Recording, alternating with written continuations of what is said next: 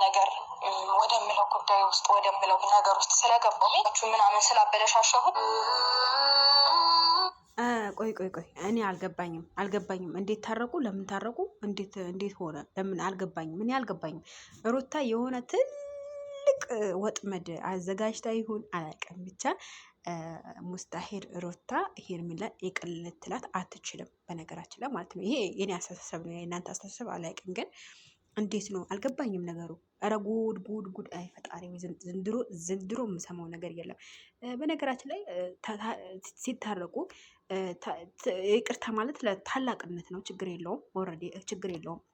በዚህ እንለፈው ማለት ነው። ኦኬ ይቅርታ ተደራረጉ ብለን እንለፈው።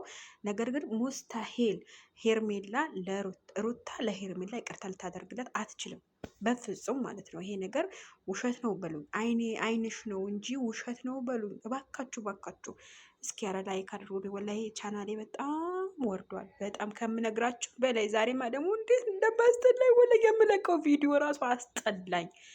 ከምሬ ነው የምላችሁ። እስኪ ኧረ ተው፣ በዓል ላይ ሆነባችሁ። እስኪ ላይክ እና ሼር አድርጉልኝ ሀቂቃ